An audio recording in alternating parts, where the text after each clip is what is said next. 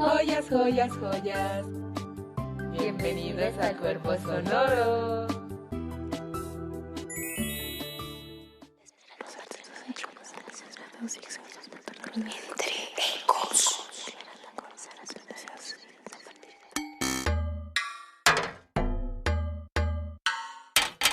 La Esmeralda presenta Espacio Manifiesta 8M, Cultivando Ideas de Mujeres, parte 1.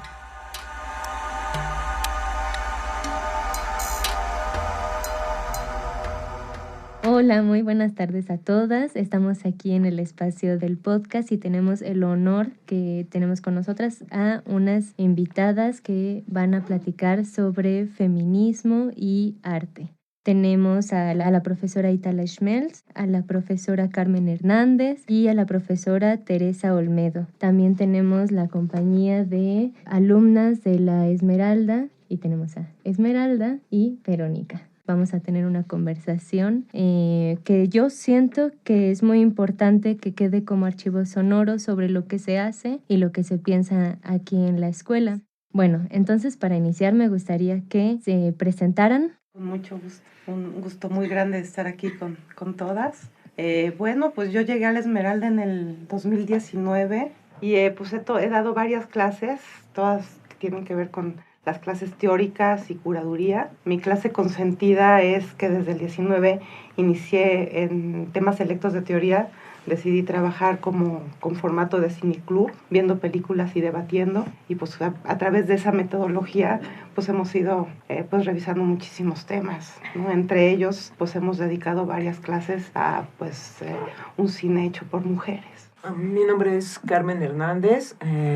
Yo soy escultora. Ya aquí en la escuela tengo casi 18 años impartiendo escultura, tanto en taller de producción como primer año. Y bueno, a mí me parece muy importante la enseñanza de la escultura en nuestro país porque, digamos, a mí me parece que visualmente en la escultura el país está, digamos que desnutrido, porque la mayoría de las esculturas que vemos pues son muy faltas tanto de composición como de técnica, y ahí veo una urgencia muy grande en preparar a nuestros alumnos en la escultura.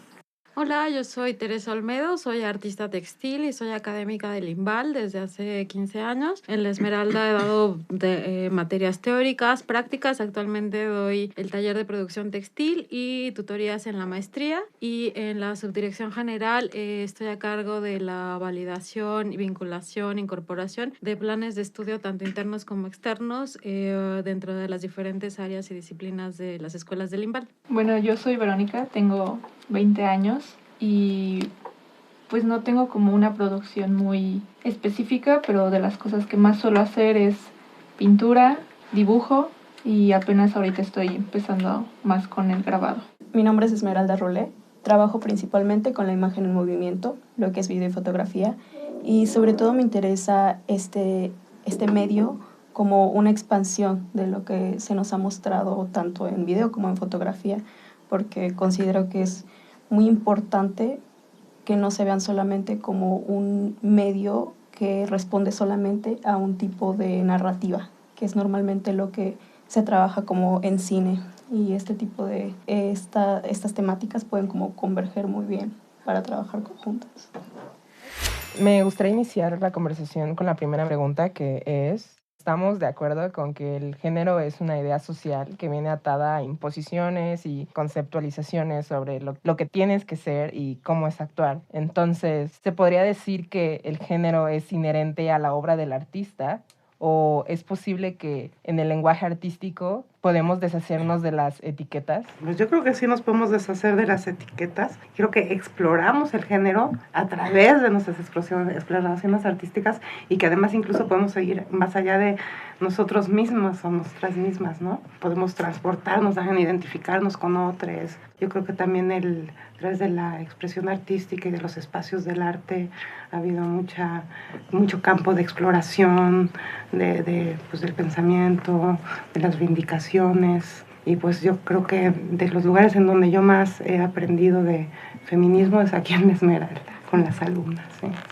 Digo, me suma lo que dice Itala y a lo mejor yo pondría otro nivel, ¿no? Que es cuando la obra sale, ¿no? Y se confronta con otros públicos que no siempre pueden o lo leen desde esa como ampliación, ¿no? Porque pues muchas veces nosotros o yo desde mi producción me asumo no solo como mujer, sino en todas las dimensiones que hay de clase, de privilegios, de precariedades, y desde ahí puedo hablar y entablar como diferentes maneras de abordar los temas. Cuando esa obra sale, es leída desde esas construcciones y no puedo, o me cuesta trabajo como pensar que todos tienen acceso a esos desmontajes, ¿no? O sea, a veces creo que mi obra ayuda a desmontarlos, ¿no? A ponerlos en cuestionamiento, a abrirlos, pero sí creo que es inevitable el que sean leídos desde ahí, ¿no? Y ahí es donde está el juego, ¿no? De saber que existen esas construcciones para también ayudar a ampliarlos, ¿no? Que creo que es ahí donde me asumo o no desde el género. Inevitablemente sí creo que, por decir en mi caso, el hecho de ser una mujer cis me da privilegios, ¿no? Para construir de cierta manera las piezas. Y creo que para mí es importante asumir ese privilegio para no dar por sentado que todos lo van a leer o construir desde ahí también, ¿no?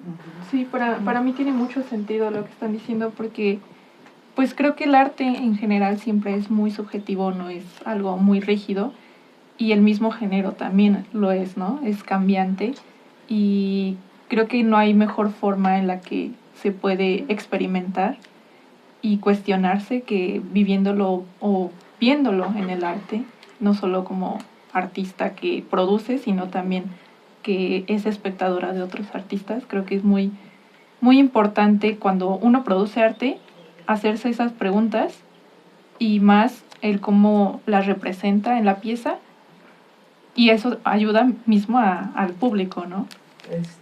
Bueno, yo en la escultura podría decir que la escultura, digamos, a diferencia de otras artes donde se hacen cosas físicas muy pesadas, no todas, el género sí, digamos que influye mucho porque, bueno, todos recordamos a través de la historia muchos escultores hombres, pero casi no hay escultoras, ¿no? Precisamente porque en muchas áreas se nos excluyó de las cosas pesadas, lo cual podemos hacer muy fácilmente con inteligencia, con la fuerza que tenemos. Y mi experiencia como escultora,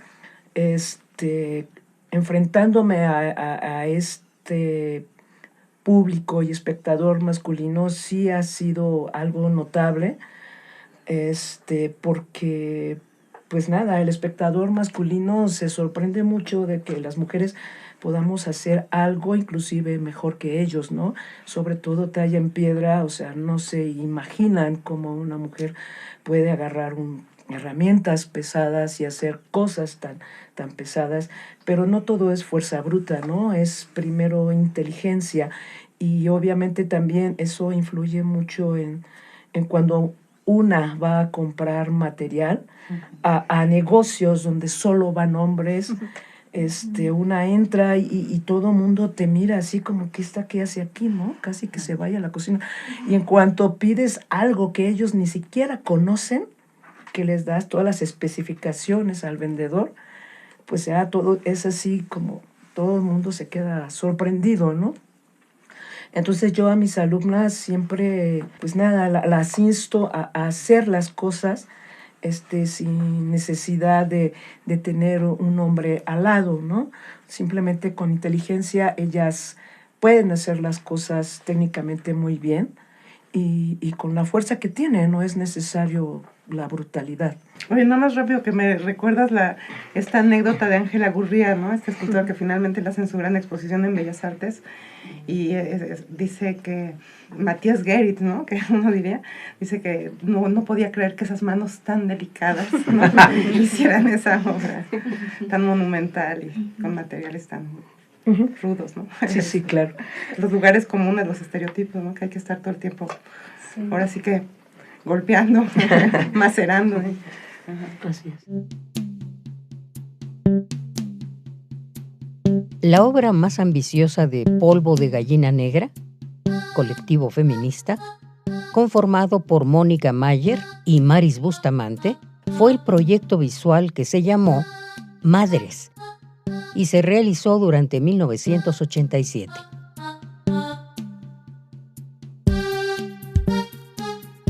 Nos planteamos Madres como una forma de integrar la vida y el arte, por lo que nuestro primer paso fue embarazarnos para entender el tema a fondo. Naturalmente, contamos con la ayuda de nuestros esposos, quienes como artistas entendieron perfectamente bien nuestras intenciones.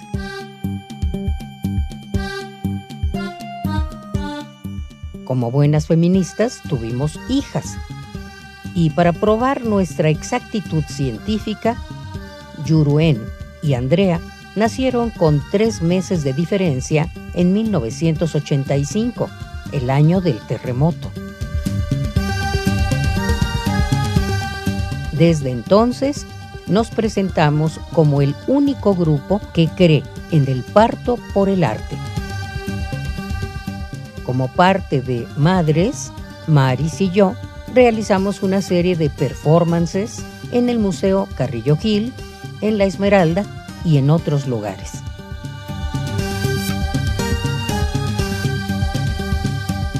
Fragmento del libro Rosa Chillante, Mujeres y Performance en México, de Mónica Mayer.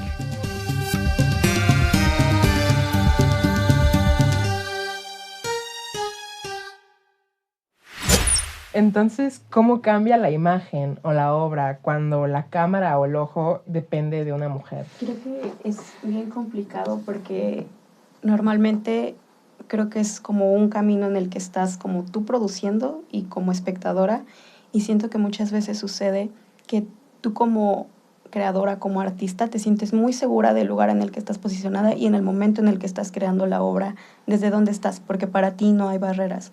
Y es bien complicado cuando llega el momento de choque con espectadores, hombres, porque me parece que perciben a los artistas masculinos pues como esta idea de que sus experiencias son las universales.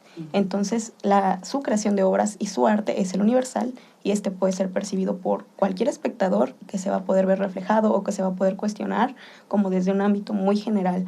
Pero al momento de que es una mujer quien lo realiza, como nosotras, entra en choque porque nuestra experiencia ya no es universal con ellos. ¿Y cómo podría nuestro trabajo verse reflejado en su vida si ellos no han tenido estas experiencias femeninas? Entonces, siento que eso ayuda mucho cuando tú también recibes otro arte hecho por mujeres, porque tú misma no sientes esta barrera de que no te puedes ver identificada, pero tampoco estás recibiendo la respuesta de la experiencia universal masculina. Entonces creo que eso abre como un paradigma muy diferente a cómo entiendes las obras, más allá de estigmatizar como por el género, sino por la concepción de la obra. También pienso un poco en ese sentido cuando dices lo universal, ¿no? O esta delimitación o estigmatización, como mencionas, Esmeralda, justo como esa pretensión, ¿no? Más bien como es una pretensión, porque no es que tengan una voz universal, no hay una universal, o sea, lo universal para ellos es un gueto súper chiquito de ciertas características muy puntuales, y que cuando esa creación, esa producción que se hace está situada, pues en realidad lo que hace es darnos cuenta que aunque hay temas grandilocuentes, ¿no?, con pretensión de abarcar a una gran cantidad de población, hay otros que necesitan ser visibilizados porque han sido feminizados, y feminizados en el sentido peyorativo de minimizados, ocultados o invisibilizados, y eso hace que justo se relegue, ¿no? Pienso en lo que decía Carmen hace ratito, ¿no? O sea, a mí me pasa lo contrario. Yo cuando voy a comprar hilos y textiles, ¡ay, claro! Obvio que va a venir la señora a comprar los hilos, ¿no? Es como, ¡ay, claro! Ese bordado lo hizo una mujer, pero no siempre es así, ¿no? O sea, yo he tenido a lo largo de los años, pues, varones, ¿no? O disidencias, ¿no?, que hacen textil, pero que una de las cosas que sí me parece importante es que esa lectura genérica que se da a las técnicas o a la imagen que se crea está ahí puesta y hay que trabajar justo para ampliar esas visiones, ¿no? Y saber que no hay una técnica propia de lo masculino ni una técnica propia de lo femenino y cuidar este asunto de lo universal, porque no hay nada universal. O sea, absolutamente nada. La simple experiencia de Itala, de Carmen o la mía en una misma área es abismalmente diferente por un montón de condicionantes, pues, de clase, ¿no? O de acercamiento, de sensibilidad, de acceso a la cultura, de color de piel. O sea, hay un montón de factores que ahí intervienen para poder decidir qué haces como productora visual, cómo estás creando, pero también cómo estás consumiendo y qué estás consumiendo, ¿no? Y creo que ahí es como, pues, complejo pensar que también hay un solo tipo de hombre. Y algunos de ellos, varones, que han intentado, que están trabajando todos los días por desmontar también esas formas de masculinidades, ¿no? Y que eso, ese diálogo, negociación que se da entre aquello que ha sido institucionalmente determinado como hombre o mujer es súper ambiguo y sesgado y no da pie a ver la enorme diversidad que hay de sensibilidades, ¿no? Y de formas de acercarnos a lo viviente, ya no lo humano, a lo viviente, ¿no? Que es un tema mucho más amplio. Es muy importante eso que estás diciendo y luego a la vez, no sé, como que me ha estado sonando en la cabeza el tema de que también estamos hablando aquí, pero detrás también del feminismo hay momentos pues muy violentos, ¿no? O sea, digamos, no es nada más un asunto de identidad o de tener espacios, sino también pues de confrontar las violencias múltiples, ¿no? Sobre los cuerpos femeninos. Creo que en el mundo del arte también tenemos un compromiso con esa parte, ¿no? No es nada más una cosa así frívola de cómo construyo mi identidad, sino también cómo damos cabida a nuestro contexto. Digo, cada quien desde los lugares comienzas desde eso, es muy situado, obvio, pero sí, como que pensar también esa parte, ¿no? Que aquí estamos en representación de todas, un poco en ese sentido, en esta charla, ¿no? Y del 8M, formando parte, pues, ¿no? De algo que es más grande que la punta del iceberg en el que estamos nosotros del arte, ¿no? Que sí vamos abriendo canchas, tumbando estereotipos, buscando movernos de nuestros lugares de confort, demás, pero también abrir espacios sociales y dar visibilidad, ¿no? Entonces, si estamos agarrando la cámara, también, ¿para qué la estamos agarrando, no? También para denunciar violencias. Yo creo que, bueno, todavía tenemos en cuestiones de género, pues mucha chamba que hacer, pero bueno, ya empezamos, ¿no? O sea, las mujeres que nos saquen del estereotipo de no poder hacer nada, y a los hombres, como dice Tere, de que un hombre nos tiene permitido hacer cosas delicadas, ¿no? Tenemos mucha chamba en eso. Y en cuanto a la escultura, el cuerpo femenino en la escultura, a mí me gustaría mencionar, más que nada en la cultura occidental, por ejemplo, en las esculturas prehistóricas de las Venus, o las piezas femeninas y el cuerpo femenino en culturas prehispánicas, o sea, todo lo que no es occidental, el cuerpo femenino se presenta con todos sus detalles, ¿no? Y lo digo, en cuanto a la escultura occidental, el cuerpo femenino ha estado presentado de alguna manera siempre al gusto masculino, con mujeres rollizas, grandes senos, grandes caderas, etcétera, etcétera. Y en diferencia con el cuerpo masculino tiene todos los detalles, sobre todo incluso el área genital. Y las mujeres en el área genital no hay un detalle, ¿no? Entonces digo, hasta ahí estamos reprimidas, ¿no? Y es algo que me propongo como escultora, retomar esta parte de los genitales femeninos y representarlos tal cual, como una parte del cuerpo tan digna de representar como lo masculino, ¿no? O sea, si yo les pregunto a ustedes, a ver, ¿quién ha visto una escultura femenina desnuda y que tenga todos los detalles de los genitales? Ninguna, o casi ninguna. Y hombres, en cambio, figuras masculinas todo, ¿no? Entonces digo, hasta plásticamente estamos reprimidas, ¿no? Y yo creo que el cuerpo de la mujer, como tenemos que pues significarlo, hacerle justicia, pero todo completito, no nada, o sea, ahí, o sea, sí te pongo senos grandes por el gusto masculino, etcétera, cabello largo, rollizas, pero ahí no, ahí que no se te vea, ¿no? ¿Por qué? Porque así es la cultura de Occidente, y eso en culturas prehispánicas no lo vemos, ¿no? Y tampoco en esculturas asiáticas, por ejemplo, las hindús. O sea, no hay nada de censura, ¿no? Eso quiere decir que el trato del cuerpo femenino en estas culturas es muy, muy distante del que hay en la cultura occidental, y yo creo que hay que retomarlo.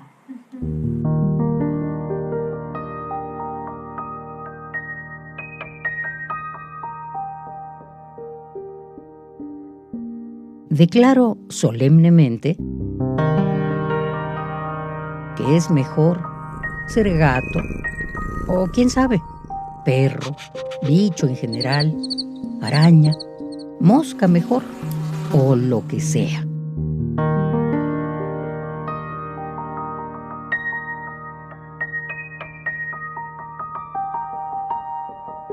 Planta, orquídea, sería lindo.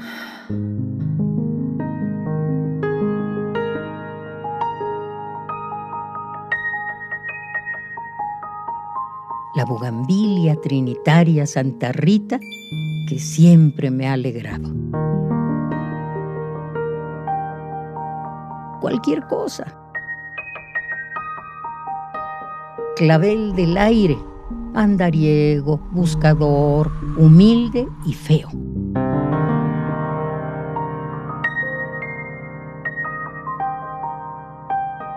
Pero no ser humano. No ser humano.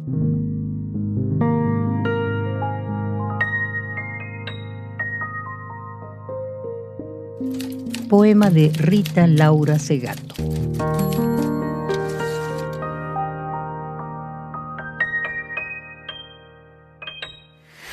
Porque también la censura es violencia. Entonces, la siguiente pregunta es sobre por qué creen ustedes que lo doméstico no está bien visto cuando lo mezclamos en el espacio político, como esto que mencionaba Tere dentro de los textiles, y cómo creen que romper con esta separación de la experiencia personal y el discurso social podría ser posible dentro del arte.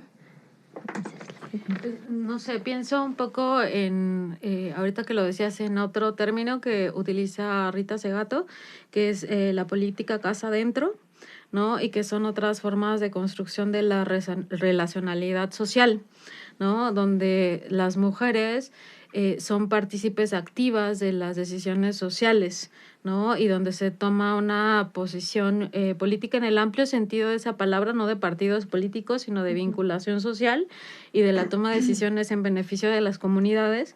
Y al utilizar este término casa adentro, lo que hace Segato es decir, bueno, hay una serie de construcciones o determinaciones de cuidados que hacen posible la vida social hacia afuera, ¿no? Pero que si no tenemos cubierto esa parte, pues no hay forma, o sea, desde dónde comer, qué comer, quién cocina, un lugar donde descansar, dónde bañarte, dónde cuidarte, dónde tomar un té, un café, dónde platicar, ¿no? Son como cosas que se dan por sentadas, ¿no? También en esa visión como súper occidental, patriarcal, ¿no? Y vertical, es decir, bueno, esas son actividades que no me dan una remuneración, aparentemente, no me dan una remuneración económica porque no hay un tercero que pague por esos servicios y por esas necesidades cubiertas, ¿no? Y que justo el hacer visible ese no trabajo, como dice Federici, o esas formas de trabajo no pago, que es el término que ocupa Federici, pues ahí lo que hacemos es justo decir, bueno, no puede existir el trabajo de ejecutivos, de fábricas, de todo lo que es capitalista dentro de ese contexto, sin estos otros trabajos, ¿no? Que son los trabajos de cuidado y que tienen que ver muchas veces con la construcción más patriarcal, ¿no? Del estamento capitalista, ¿no? Y que tiene que ver con Europa, ¿no? Y que tiene que ver con los ejes dominantes pues de los diferentes imperios a lo largo de la historia, y que justo estas otras visibilizaciones de lo micro, ¿no? Es importante para vindicar, ¿no? Como todas esas posiciones y para hacerlas presentes, ¿no? Y no olvidarlas, ¿no? Uh-huh. A mí me llevas a esta exposición que debió haber llegado a México y no llegó, que se llamó Radical Woman, que luego la reviso también con mis estudiantes en curaduría, de Andrea Yunta y Cecilia Fajardo, que hacen esta enorme investigación de las mujeres artistas activas en los años 60, 70, 80, por ahí, y que pues había una franca invisibilización, ¿no? Y efectivamente las que tenían más visibilidad dependía mucho de quién eran esposas, ¿no? Muchas de ellas podían acceder a ciertos espacios por de quién eran esposas. Otra cosa que pues obviamente ellas trabajaban desde la maternidad, desde el hogar, ¿no? Ese era su contexto, era la realidad con la que tenían que confrontarse todos los días, y siempre como esta cosa del arte menor, ¿no? Porque tampoco no lo estaban haciendo porque iban a triunfar en el mundo del arte, nada, pues, sino por una auténtica necesidad, ¿no? Pues eran artistas, ¿no? Y ese, pues, su ámbito pues era el hogar, ¿no? Entonces eso se visibilizó enorme, ¿no? En esa exposición. Y yo creo que, nada más como para completar, efectivamente yo creo que ya las artistas están en todos los ámbitos, ya no necesitas hacer referencialidad a la maternidad, etcétera, aunque bueno, obviamente uno siempre recurre a sus procesos, pero lo que quiero decir es como esta contrapolítica, ¿no? Que es este trabajo entre mujeres, estas sororidades, ¿no? Como que, o sea, pasamos por ejemplo, está esto de Radical Woman, pero también en la clase de cine les paso un documental que les encanta sobre una cineasta llamada Alice Guy, que en realidad nos dio ni más ni menos que la primera ficción en el cine, que pasó a ser completamente invisibilizada. De hecho, la gran mayoría de sus cortos les terminaron dando la autoría a su esposo, ¿no? Y todas estas cosas. Entonces pasamos este documental. Y entonces, ¿quién hizo esta investigación? Las mujeres feministas que dijeron qué pasó con Alice Guy, que tomaron la batuta, ¿no? De decir dónde quedaron sus materiales y se pusieron a investigar en todo el mundo y rescatar en filmotecas diversas y ubicar y reconocer y volverle a dar nombre, visibilidad al trabajo de Alice Guy, ¿no? Pues bueno, como, ¿no? Esta solidaridad entre generaciones, y que pasa también de la academia o de la teoría a la práctica, al arte, al activismo, ¿no? Bueno, yo solo quería retomar un poco lo que dijeron como del capitalismo, que justo toda este papel que se supone que se les da como a las mujeres, son cosas muy importantes y que tienen mucho valor, pero de cierta forma se lo quitan completamente, ¿no? Como no solamente en parte de que no se paga o que es mal visto, sino que también ya se usa como insulto, ¿no? La vieja que cocina, tú vete a cuidar a los niños, cuando son cosas que van muy relacionadas con la unidad de las personas, con el amor, que no tiene sentido que sea mal visto, ¿no? La maternidad, el cuidado, el hogar, me parecen que son cosas muy bellas y que se deberían de cuidar, pero justo por la parte del capitalismo es pues mal visto, porque el capitalismo lo que nos dice es el individualismo, ¿no? Siempre. Y tú tienes que competir y pensar solamente en ti para llegar a un lugar más alto, ¿no? Por eso mismo creo que no solamente es un problema como del machismo todo esto, sino también viene muy de la mano del capitalismo. Y justo ahorita que lo dices, pienso un poco en esta conceptualización que hace Bifo, ¿no?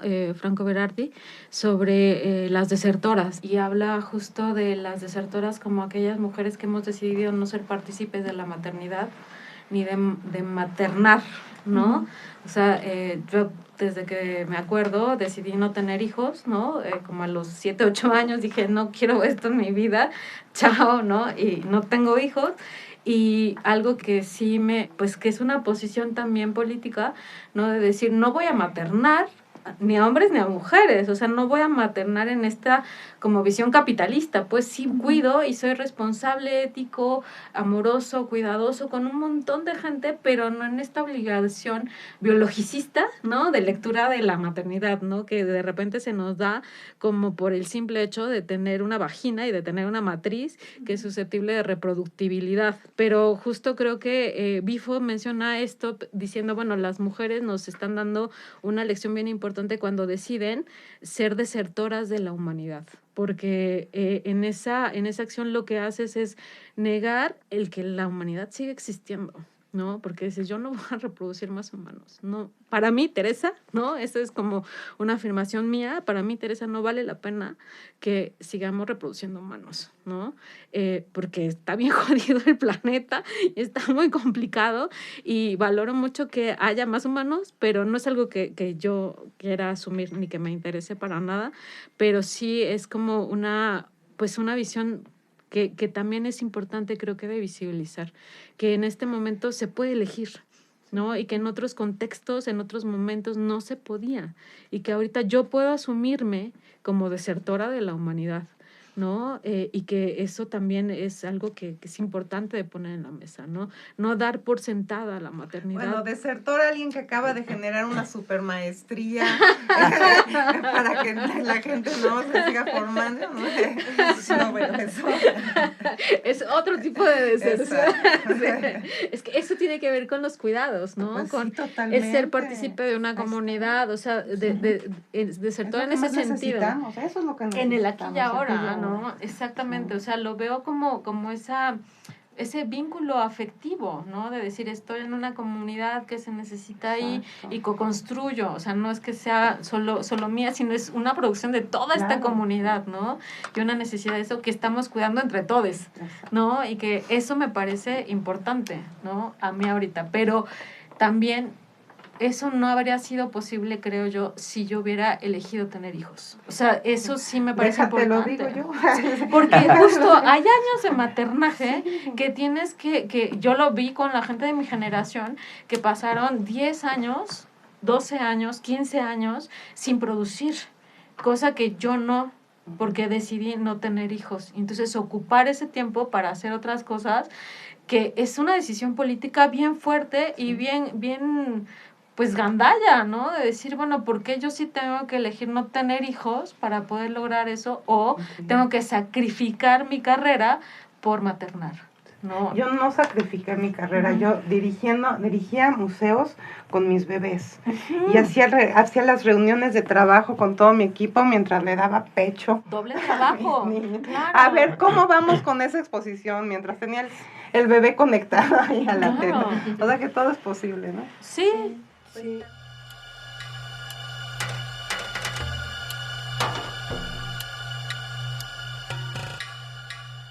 La Esmeralda presentó